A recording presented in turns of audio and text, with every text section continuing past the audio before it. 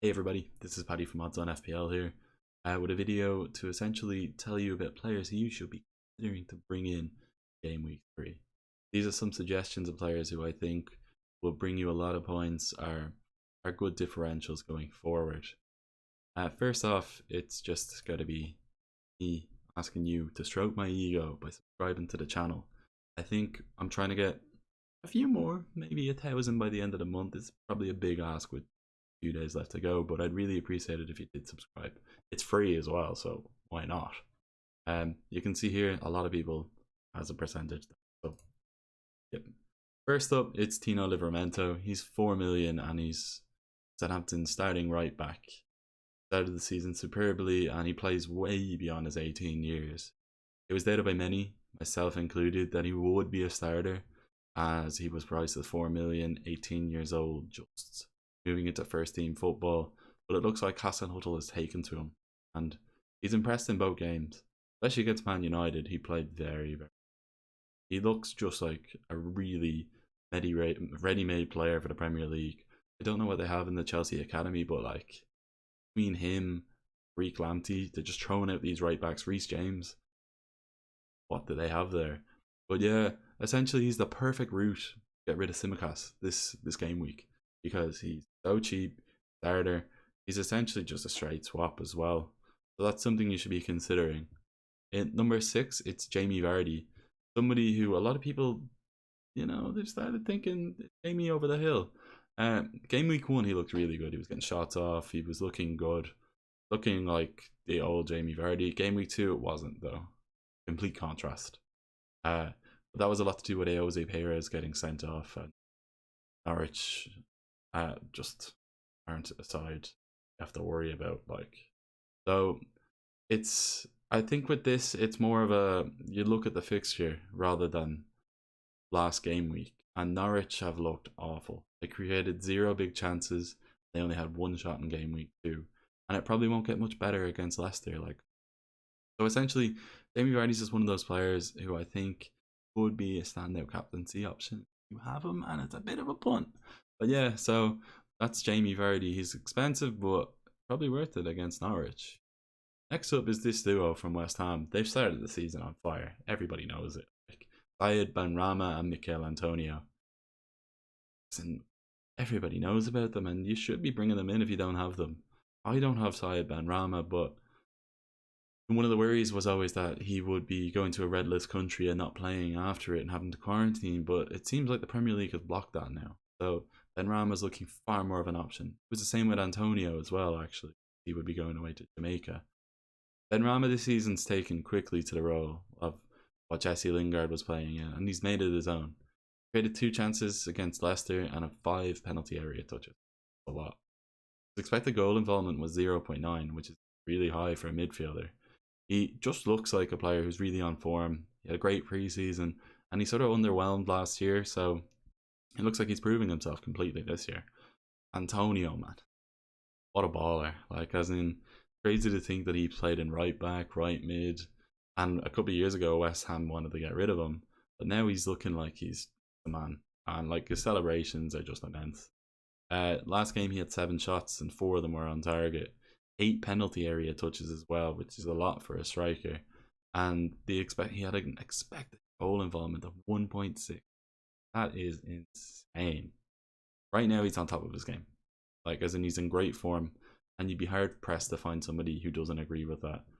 There's just personally, I think he's probably in the top 5 strikers in the Premier League right now. When you think about it, it's not that ridiculous of a statement. He's just flying form. And next up is somebody who has decided they're not a striker now, but he takes up a striker position in fantasy football. That's Gabriel Jesus. Recently, he's come out and said that he wants to play as a winger to Pep, at least in media reports. While, he's just sort of underwhelmed while playing as a striker. I still think he's a good forward, but, he's capable of playing anywhere in the front line, and, he looked immense last game week. He had 56 touches in the final third, which is crazy. And he had an expected goal involvement of 0.7. City are up against Arsenal next. Arsenal. They conceded 22 shots and were destroyed by Romelu Lukaku and co last Sunday. They conceded the most amount of big chances too, with Arsenal conceding 5 big chances. It might be hard to drop Jesus from the Man City starting 11 after this, especially with Man City being out of the race for Harry Kane. So Jesus could end up being the striker as well as starting up top, but it also could be Ferran Torres. It's definitely one to watch. Next up is one of the major summer transfer signings in Jaden Sancho. He hasn't really gotten a chance to shine at Man United yet, with both of his appearances coming from the bench. But Sancho has a really high ceiling, especially when it comes to fantasy football. In the Bundesliga, he scored so many goals, he got so many assists. He's just genuinely stat merit. Just fantasy football, he is a dream player, because as in if he starts playing like he does in the Bundesliga, every game week there's going to be either a goal or an assist. In the Bundesliga, it was almost a goal or assist in a game. One thing as well to consider is his ownership is quite low. It's only 6%, and his price has dropped 0.2 million since he started. So he's only a 9.3 million asset right now. That's something which should be looked at. Is it a good time to hop on? Personally, I think so. Man United's fixtures up until game week 7 are chef kiss. Finally, it's Harry Kane. Didn't think he'd still be at Spurs. Don't think a lot of people did. I think a lot of Man City journalists like Sam Lee and all that have been hearing noises out of City saying it's a done deal. Like his brother at weddings as well, loose lip telling people he's going.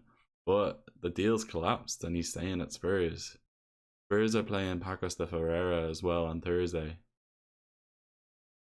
Today. He's unlikely to start, but he should be involved.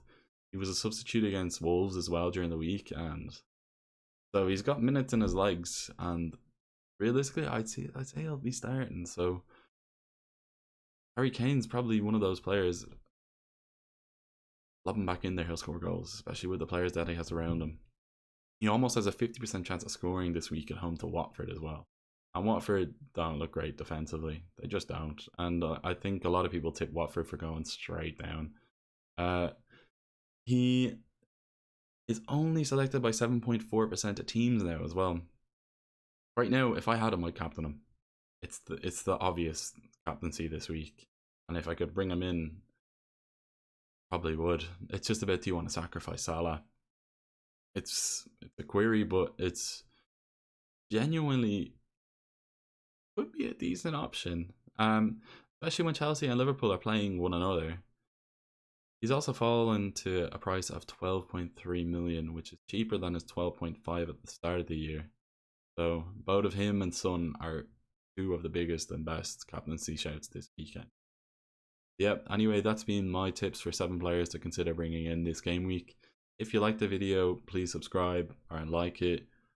Comment saying if you agree or disagree. I don't see why you disagree. They were 7 great shouts. Anyway, yeah, this has been Paddy from Odds on FPL. Hope you liked it. Chat to you later. See you soon.